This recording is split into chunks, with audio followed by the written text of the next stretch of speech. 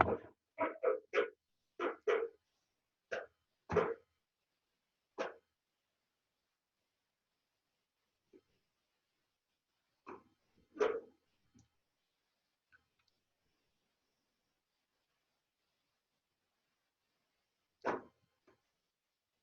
aí, galera, tudo bem? Olá, bom dia. Bom dia, Isabela. Bom, galera, vamos começar nossa aula. Só perguntando para vocês rapidinho para a gente resolver uma coisa. Na última aula nós fizemos exercício. Veja se a gente fez esse exercício, por favor. Esses exercícios foram feitos? Bom dia, Luane. Só para eu ter certeza, para não correr o risco de começar da onde não devia. Isabela, Luane, nós fizemos esses exercícios de radicais? Acho que a gente fez esse, professora. Temos, né? Ok. Então, nós vamos começar a nossa aula da parte bacana. Então, vamos lá? Hoje nós vamos continuar, então, os outros processos de formação de palavras, tá certo? Mas, para começar, eu vou colocar assim, bom dia a todos. Que saudade, gente. Saudade demais de vocês. Deixa eu colocar, então, aqui chamada. Hoje são 14, né? Do dia 14 de maio, tá? E a partir de agora, galera, bom dia para todos. Eu vou colocar aqui chamada e eu gostaria que vocês escrevessem o nome de vocês aqui no chat, tá bom?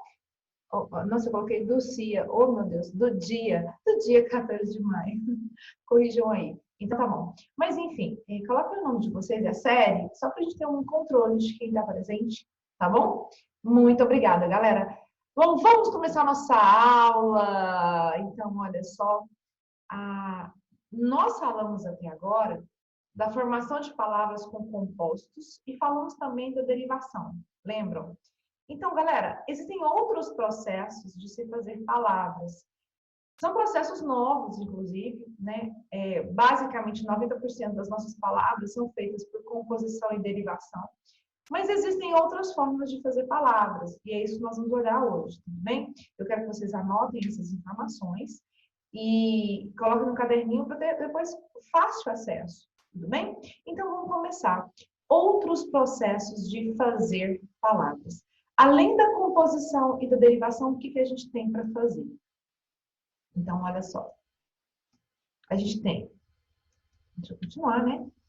Olha só. O hibridismo. O que seria o hibridismo? O nome já diz. Ismo quer dizer um processo. Um processo híbrido, e híbrido quer dizer mistura. Então, é um processo de mistura de palavras.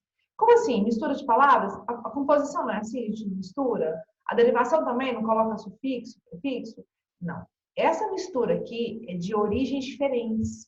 Muitas palavras nossas, elas são misturadas, então formam composição ou derivação, mas é uma formação que vem de origens diferentes. Então, o normal é que eu junte um radical, por exemplo, grego, com outro grego. Então, por exemplo, pego uma forma latina com outra forma latina. Agora, quando eu misturo o grego com o latino, eu fiz uma coisa híbrida. Então, quando você ouvir falar assim, foi feito um hibridismo, o que você vai entender? Houve uma mistura de coisas diferentes, né? Milho híbrido, por exemplo, a gente faz isso. Aliás, nas plantas tem muita questão de hibridismo. Por exemplo, você pega um milho, que ele tem o grão pequeno, mas ele é resistente à doença. E você pega um outro milho, por exemplo, uma outra espécie de milho, que ele tem um grão grandão, mas ele não é tão resistente à doença. Aí você pega a genética dos dois, mistura, isso é uma coisa híbrida, e dá o chamado milho híbrido. Milho híbrido é esse milho misturado, né? É modificado geneticamente. Enfim, como seria isso então? Hibridismo. É a formação de palavras por derivação e composição a partir de elementos que pertencem a línguas diferentes. Então, veja, o radical francês, bureau. Bureau quer dizer documento. E o radical grego, krasia, que quer dizer governo, né, poder. Então, é o poder da documentação. Burocracia é isso, tem muita documentação, tá? O radical árabe, álcool, tá bom? Álcool é árabe. E aí você mistura com o radical grego, metro. Então, alcômetro, tá vendo? É a medida de álcool. O radical grego, que eu tenho aqui, mono, quer dizer um, e o radical em latim, que quer dizer cultura. Monocultura, quer dizer cultivo de uma coisa só, né? Então, tupi, goiaba, mas o sufixo português eira. Então, viu que eu misturo elementos de origem diferentes? O latim, sócio, mas o grego logia. Em português, asma, quer dizer ar, e ático, né? Então, olha só, essa mistura que a gente tem aqui, galera, a gente chama de hibridismo, exatamente porque tem origens diferentes, tá certo? Então, olha só, como foi na escola, Felipe? Já te ensinaram a escrever? E você queria que me ensinasse a escrever numa aula só? Mas você ficou lá o dia inteiro. Mas a gente tem que fazer traços, letras, sílabas e um monte de outras coisas.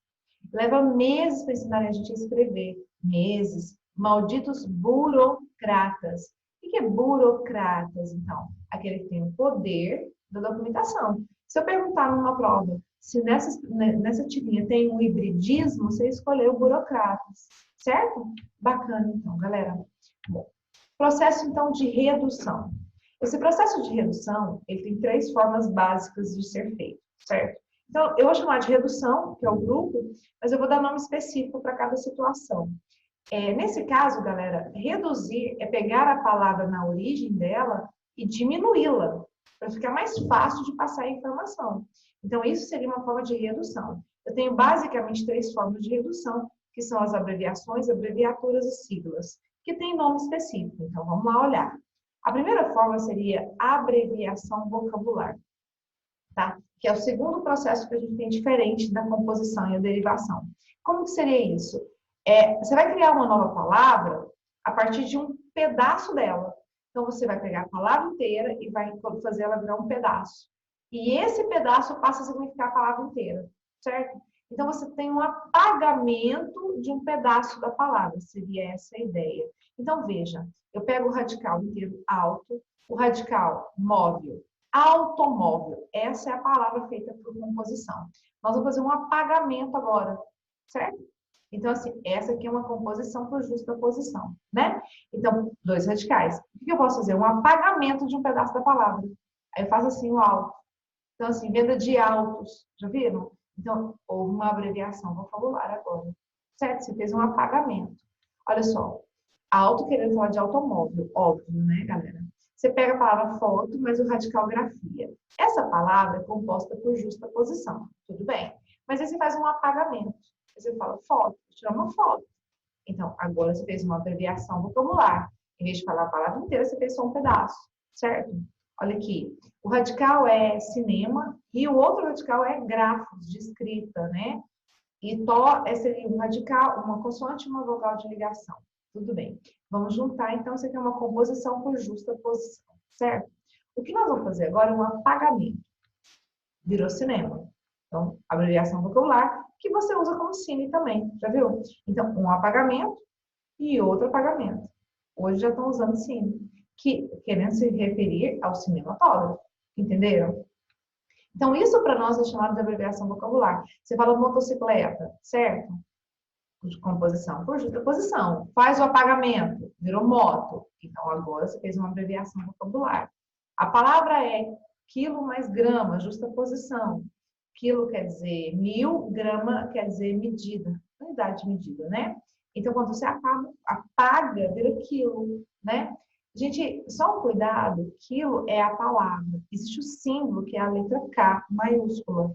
É um símbolo, certo? De 1000. Agora, quilo se escreve com QU, não se esquece. Tem gente que mistura o símbolo K com a palavra quilo, e aí vira uma coisa que não existe, tá bom? Então, tá certo. Pneumático, por exemplo, vira pneu. Telefone, vira fone, o tele. Otorrinolaringologista, vira otorrino, né? Microcomputador, vira micro. José, vira Zé, não é assim? Na verdade, você coloca Zé com Z, não é? Então, enfim. Vamos lá, então, galera. Terceira forma que é a abreviatura, né? A abreviatura, ela é, na verdade, uma quebra da palavra. Você vai diminuir tanta palavra que você, na verdade, parece uma preguiça de escrever, né? Porque na hora de falar abreviatura, você fala normal. Mas você quebra a palavra num ponto mínimo que dê para entender o significado dela real, certo? É comum as pessoas fazerem abreviatura tirando vogais, deixando só as consoantes, sabe? É muito comum. E normalmente você deixa o ponto de quebra. Você tem que colocar um ponto indicando que quebrou a palavra, certo? Então, olha só. Exemplo. Você quebra a palavra e deixa assim, ó. Esse é o ponto de quebra. Juliana, mas eu já vi com 3 pontos. Não, não são 3 pontos. É o ponto de quebra mais os 2 pontos, porque ele vai explicar, certo? Então, são coisas diferentes. Esse ponto de quebra está indicando que você quebrou a palavra. E o mais curioso é que você quebrou a palavra no mínimo possível, certo? Para você entender o que é. Mas você lê a palavra inteira. Ninguém fala fala exemplo, certo? Olha só outra palavra, observação. Você quebra a palavra no mínimo possível, certo? E você fala observação. A mesma coisa a palavra senhor. Olha só, você diminui a palavra nesse ponto mínimo, certo? E se fosse o feminino, senhora, cuidado que eu coloquei o A de desinência de gênero. Então, ele tem que manter. Então, senhor vira, que é o ponto de quebra, vira senhora. Que você pode fazer chamado sobrescrito, colocado acima com tracinho embaixo, que aqui eu não consegui fazer. Com tracinho embaixo. Ou você pode fazer também assim, ó, senhora, com ponto. Esse A sobrescrito ou normal, tudo bem? Ok, galera. Professor, abreviatura, certo? A professora, a abreviatura, mais o A, que pode ser sobrescrito ou normal, certo? Então, et coetera, viu falar? Et coetera é o que se chama de etc, tá? Com ponto de quebra. A gente não pode colocar reticências, porque reticências é igual a etc. Et coetera quer dizer, e coisas assim, coisas desse jeito, tá? E um detalhe, não se coloca vírgula antes. Tem uma discussão aí se coloca ou não coloca, mas o et coetera, deixa eu voltar aqui, para esse et aqui, ó, é o e, gente. E coisas, assim, e coisas, que ele quer dizer. Então, você já tem um e, qual que é a lógica de colocar vírgula? Você concorda? Então, assim, gramaticalmente a gente não coloca vírgula. Mas algumas pessoas entendem que ele faz parte de um grupo de enumeração. Então, se é um grupo de enumeração, tem que ter vírgula. Enfim, as duas formas são aceitas, mas particularmente eu acho que a vírgula fica desnecessária. Tudo bem? Então, etc. para mim vem sempre sem vírgula, tá? E a maioria acredita como eu. Mas se você colocar vírgula, você não é. Tudo bem? Bacana, galera. Isso é a abreviatura. A quarta forma que a gente tem se chama siglonimização. Ou seja, fazer sigla. Como é que você faz sigla? Vamos lá, então. Ó, siglonimização, fazer uma abreviação vocabulário, apagamento, virou sigla, certo? Olha só. A sigla é chamada também de acrônimo. Acrônimo é quando você pega as iniciais de uma palavra e faz uma nova palavra com essas iniciais. Então, vamos lá. A ideia é você pegar uma expressão inteira e reduzir essa expressão, usando as iniciais de cada palavra dessa expressão. Seria essa a ideia. Geralmente dá nome para empresa, dá nome para programa, para instituição, enfim. A gente usa para dar nome para alguma coisa. É comum isso acontecer. Então, por exemplo, Instituto Brasileiro de Opinião Pública e Estatística. Eu pego as iniciais, estão vendo? Todas em maiúsculo e junto fiz o igual. Percebe? Juliana, tem ponto de quebra? Não tem. Porque você não quebrou a palavra, você só pegou as iniciais. As iniciais são sempre maiúsculas, tudo bem? Bacana. Master of Business of... Meu inglês está péssimo, né? Master of Business Administration, ok? Então, cada letra dessa vai virar uma só, MBA, certo? Então, sem ponto e todas maiúsculas. Universidade de Brasília, presta atenção nessa loucura. Universidade de Brasília virou o N minúsculo, tá vendo? Porque é a segunda letra, não é a inicial. Então, continua assim, ó, vira o NB. E aí a gente tem, gente, FUVEST, Unicamp, CEP, FMI, SPC, PIB. Tá vendo essas situações? Todas essas formas vão ser siglas, tá? Ah, uma pergunta que alguém pode me fazer. Por que FUVEST está com tudo minúsculo? Observação que eu gostaria que você anotasse.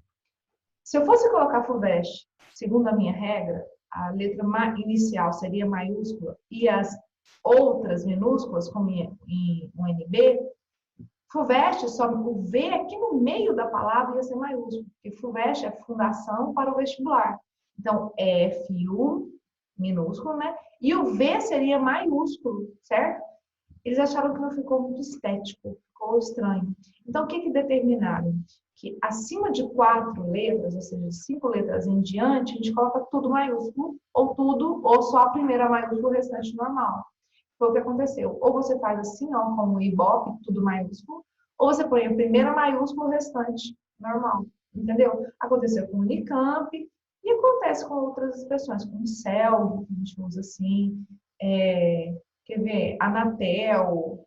Então, assim, anel. Acima de 4 letras, a gente deixa a primeira maiúscula, o restante normal, ou tudo maiúsculo. Tudo bem? Bacana, então, galera.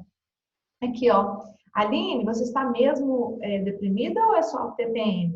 TPM é uma ova. TPM. Gente, o que é TPM? TPM é tensão pré-menstrual. É isso, que é uma sigla. Percebam que não tem ponto, porque senão quebrou a palavra. Tudo bem? Bacana. Vamos passar para frente, então. Onomatopeia. Já é uma outra estrutura, não é mais um processo de redução.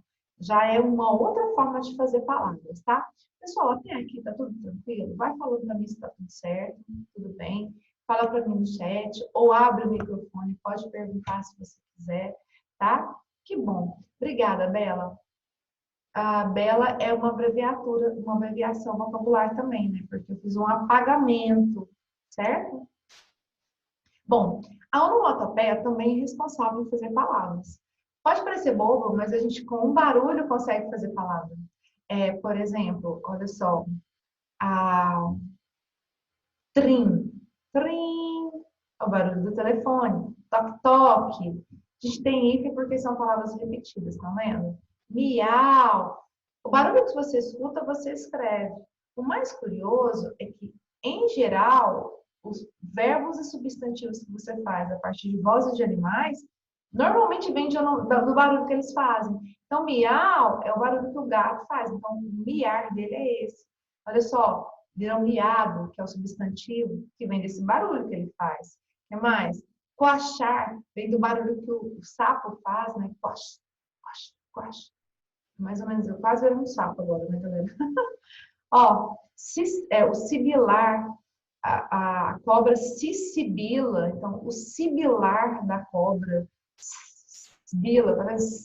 Então vem desse barulho. Então os verbos, os substantivos, vêm muitas vezes do nome, do barulho do que eles fazem, sabe? É lógico que não são todos, né, gente? Por exemplo, mugido, vem do mu da vaca. O bezerro bé, não vira berro, tá? Gente, zumbido é o zum da abelha. Latir é o latido mesmo, tem nada a ver com a onomatopeia. Então, enfim, não é todo nome que vai ser assim também, mas eu falei, geralmente isso acontece, tá certo? Bacana, galera. As onomatopeias diferem de língua para língua. Então, não tem uma regra também para escrever, nem dentro da nossa língua. Por exemplo, você escutou a abelha fazer zum, outro escutou zin, outro zup.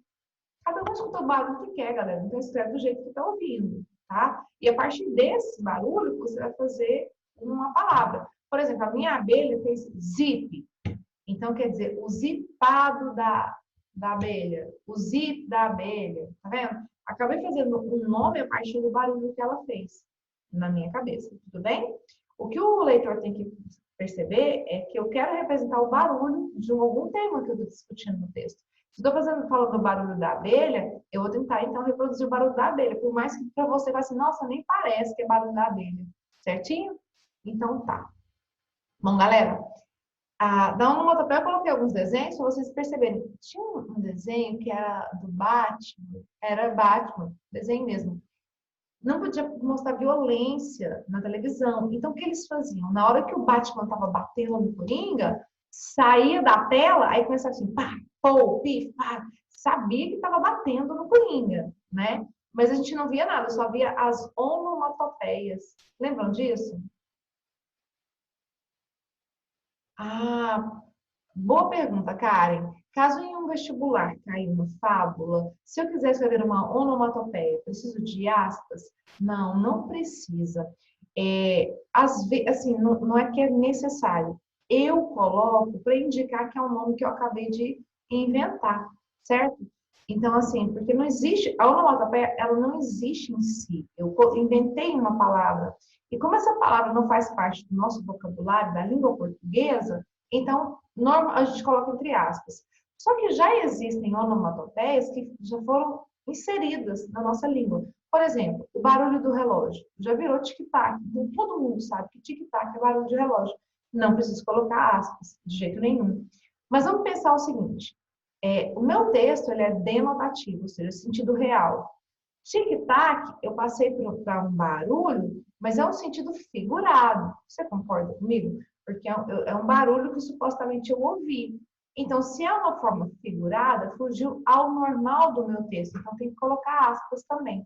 Então, depende muito de como você está escrevendo. A fábula, por exemplo, ela pressupõe uma linguagem literária, que é figurada. Então, não tem necessidade. Mas num texto dissertativo, você deveria colocar. Entende isso? Nós vamos colocar aspas para marcar que a palavra é estranha, é diferente ao nosso texto. Então, se o seu texto é figurado, a onomatopeia não precisa vir com aspas. Mas se ele é denotativo, real, como uma dissertação, aí é necessário colocar aspas. Entendeu? Certo, Karen? Excelente pergunta, tá? Bom, continuando então. O neologismo. O que é um neologismo? Ismo quer dizer processo, logo quer dizer palavra, ciência e neo quer dizer novo. Neologismo é, então, processo de fazer palavra nova. É isso, tá? Então, vamos fazer palavras novas. O neologismo, que é o sexto processo de palavra que a gente tem. Para criar palavras novas, a gente cria essas palavras para poder atender melhor a um significado que a gente quer passar para o leitor. Às vezes a gente tem palavras e essas palavras não passam o sentido que a gente quer, total.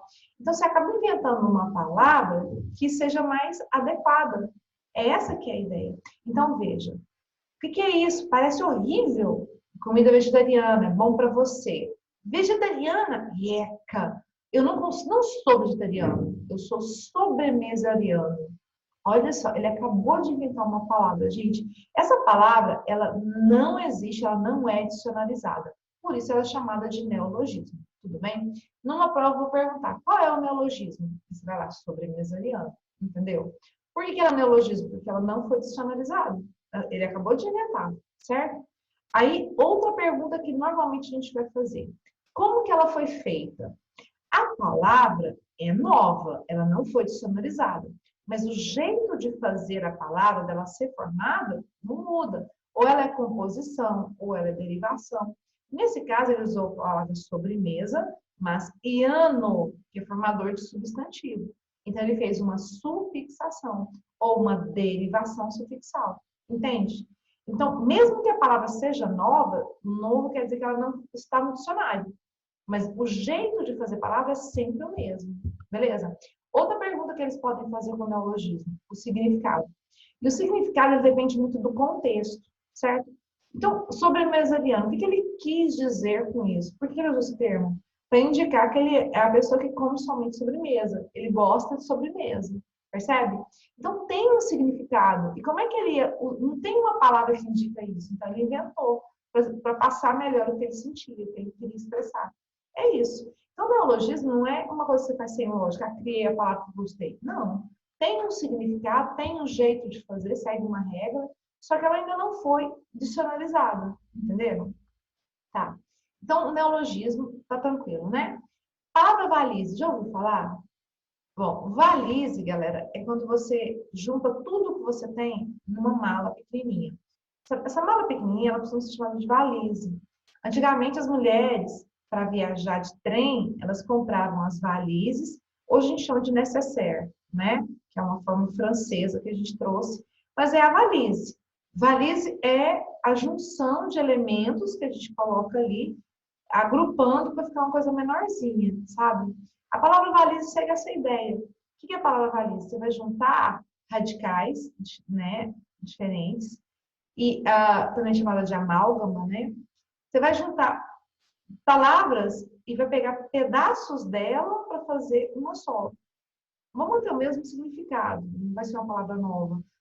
Assim, no final é uma palavra nova, não tem jeito.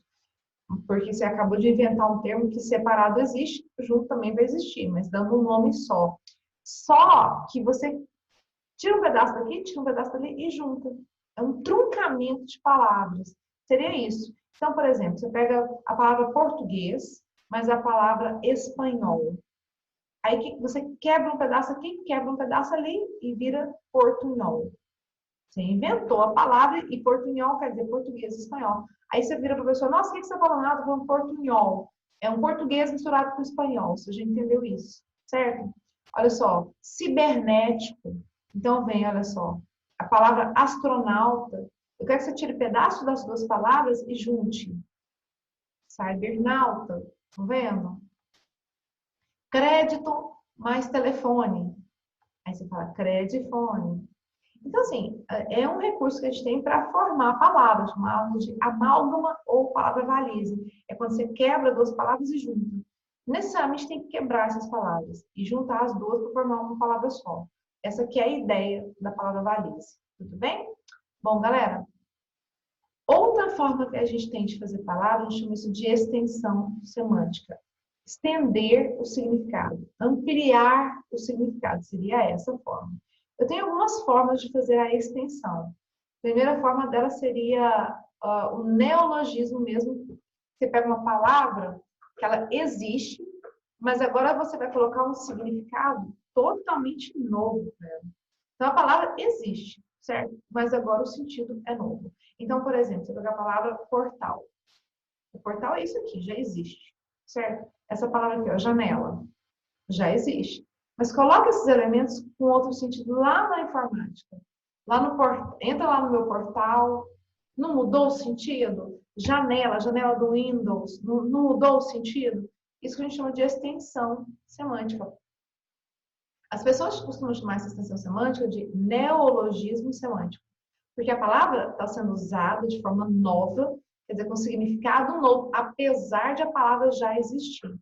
Então, assim, a palavra existe, mas o significado agora é novo. Por isso que é considerado neologismo, tá bom? E aí entram aqui as gírias, os jargões, que são expressões que a gente tem, que tem existência e a gente vai usar em um outro grupo, numa outra situação. Por exemplo, olha só, vamos falar das gírias, né? Que são expressões criadas por determinados grupos que se estendem a outras camadas da sociedade. Então, um determinado grupo usa com esse sentido e começa a passar para outros grupos também. Então, por exemplo, gíria dos anos 60, bolhufas, olhufas, eles usavam essa expressão que eles criaram, então, um neologismo, né? E é semântico, porque queria dizer nada. Não entendi lufas, não entendi bolhufas, não entendi nada. A palavra carango, né? Carango era carro. Nossa, que carango maneiro, que carro bonito seria isso. Deixa de ser cri-cri, já ouviu isso? Cri-cri é chato, porque eles pegou uma onomatopeia para fazer isso, cri-cri, e aquele grupo usava naquele momento, hoje não usa mais, né? Gaita, já ouviu isso? A pessoa tem muita gaita. Gaita não é aquilo de tocar? Então, nesse momento, eles usavam com outro sentido. Então, olha só, era dinheiro. Mora quer dizer, entende? Tá russo, ruim. Broto seria uma moça bonita, tá? E bocumoco, não, para de ser bocumoco, quer dizer, quem não sabe se comportar, pessoa descomportada. Papo firme, essa pessoa é papo firme. Papo firme quer dizer, ó, confiável, esse aqui não dá para trás, essa é a ideia. Não, ele tá na crista da onda. Crista da onda quer dizer que tá no top, ele tá com sucesso, é top a pessoa, entendeu? Então, assim, as gírias são formas de extensão semântica. São palavras que a gente usa no significado, que elas existem, mas a gente usa em outro significado. Então, as gírias podem ser chamadas de neologismo semântico? Podem. Então, se a palavra existe, você usou em outro sentido. Só que as gírias, elas estão ligadas a grupos. Essa que é a ideia. Tudo bem? Olha só, as gírias existem dos grupos de metaleiro, ó, capilas, que é dinheiro, breja, que é cerveja. Eu escuto muita gente falar breja agora. Nossa, uma breja agora. É cerveja. Pão molhado, que seria o policial. Os lutadores de jiu-jitsu, amarelão, que é medroso. Você fala assim, vai amarelar agora? Já percebeu isso? Vem do jiu-jitsu. Cheio de marra, quer dizer, metido. Casca grossa, é um lutador muito bom. Tomar toco, quer dizer, levar fora. E dos internautas, que a gente usa, né? O lemar, quer dizer que o lemar é o falso internauta. O lag, que demora no recebimento de mensagens. E esse barras e é abraços. Bom, eu não sou internauta, não vejo essas situações, né, galera? Mas vocês têm muito disso. Você coloca o S, quer dizer sim. Você coloca o 9 mais um S, novidades. Vocês inventam muitas coisas como internautas, né? Então, essa seria a gíria, que é um neologismo semântico ou extensão semântica, tá? O jargão, o que é o jargão? É uma gíria, só que é uma gíria profissional. Então, assim, os profissionais usam para manter um status. Eu, por exemplo, eu sou advogada, então eu uso o latim como marca da minha profissão. Eu vou fazer uma petição, eu coloco latim. Então, quando o meu cliente vê aqui, ele fala, nossa, minha cliente, minha advogada, ela é muito capacitada, porque ela usa os termos jurídicos certos, entende? A mesma coisa se eu fosse ao médico, você é um médico, eu vou até você e falar, ó, doutor, eu tô sentindo isso, isso, isso. Você fala, ah, você tá com uma dor de cabeça muito forte, uma infecção de ouvido. Eu falo, nossa, eu saí da minha casa para ouvir isso, eu já sabia. Mas se você fala assim, ó, ô Juliana, você tá com uma cefaleia aguda e uma otite crônica. Eu falo, caraca, esse médico entende, porque ele sabe exatamente o que eu estou sentindo, tá vendo? Então, por que você usou o termo técnico? Então, assim, o termo técnico de cada profissão é um jargão. E jargão é uma gíria. Aí você fala, Juliana, e gíria é uma expressão padrão? Não, não é. Mas o jargão, sim. E é um tipo de gíria que é padrão, certo? Enfim, os estrangeirismos, né? O que é o estrangeirismo? É pegar palavras de outros países e colocar na nossa língua. Ou você pega do jeito que tá e coloca, ou você pega lá e a portuguesa, transforma ela em português. São as duas formas de colocar palavras de outras línguas na nossa, né? Então, olha como é que funciona. A primeira forma delas é o empréstimo linguístico. É quando a gente pega emprestada a palavra. E nesse caso, a gente incorpora a palavra do jeito que ela estava. Do jeito que ela escrevia, ela vai escrever aqui. Então, o som é igual, é tudo igual, a gente só pegou emprestado. Tá? Então, por exemplo, palavras inglesas a gente chama de anglicismo, tá? Aqui, no inglês, tá, galera? Quando a gente fala da Inglaterra, a gente fala de outras formas, tá? Tem outros nomes. Então, ó, best-seller, check-up, close-up, check-up, de novo, duas vezes fica melhor, né? Cowboy, gangster, hambúrguer, né? Hambúrguer, hardware, know-how, a gente fala, layout, marketing, outdoor, poster, playboy, tudo isso, gente, são nomes que a gente usa, shopping, show, smoking, software. Então, são palavras que a gente tem e que vieram do inglês. E isso quer dizer que, do jeito que estava lá, a gente continua usando. Ninguém fala assim, a melhor venda, os mais vendidos. Não, best-seller, a gente já sabe, né? Então, assim, são palavras do jeito que elas estavam, a gente trouxe para cá. Tem também, gente, os galicismos, tá? O galicismo veio da França, tá? As palavras de origem francesa. Então, avant-première, cover, gourmet, lingerie, tour, maître, né? Pourri, réveillon. Então, são formas que a gente tem que vem do francês e que a gente, do jeito que estava lá, a gente coloca aqui. Em outros idiomas, a gente também usa, ó, karatê, que é coreano, kibe, que é árabe, vodka, que é russo, iogurte, que é turco, pizza, que é italiano, campus, currículo, que é latim. Aí que tá, pergunta que não quer calar. Vou escrever isso na minha redação, estou fazendo uma dissertação e quero falar que há muitas questões de marketing a serem utilizadas. Marketing é uma palavra que foi incorporada na nossa língua. Então, só tem essa forma, marketing. Então, se ela foi incorporada na nossa língua, não é necessário colocar aspas, porque ela já faz parte da nossa língua. Mas veja só, a palavra couvert, tá vendo? Gourmet, tá vendo? O couvert mesmo vai comentar sobre essa aqui, ó. O cover, a gente usa essa forma aqui, embora exista também a forma aportuguesada, que não pegou, certo? As pessoas chamam o cover sem o T, já viu? E sem o, fica, parece cover, né? Mas é o cover mesmo, galera, com T, ele já foi incorporado assim. As pessoas escrevem errado, tentando fazer um aportuguesamento. Quando a nossa palavra está assim, elas foram do jeito que estava, entraram na nossa língua, se ela for usual, comum, a gente não põe aspas. Mas se ela não for comum, for uma coisa que você usou porque era esse nome mesmo, tinha outro nome para usar, não quis usar, então aí você tem que colocar entre aspas para indicar para o seu leitor que é uma palavra estrangeira, você sabe que é estrangeira e não tem outro nome para colocar, tá? Então, ó, essas todas aqui já estão aportuguesadas. Então, assim, não faz sentido você colocar entre aspas, tá bom? E a última forma que a gente tem é o aportuguesamento, que é quando você faz uma adaptação da palavra de outra língua à nossa língua. Então, olha só, no anglicismo, boicote, que a gente fez virar boicote, clube, coquetel, drink, stock, filme, futebol, shampoo. Então, olha só, vamos dizer que você queira escrever shampoo assim, certo? Se escrever assim, você tem que colocar entre aspas.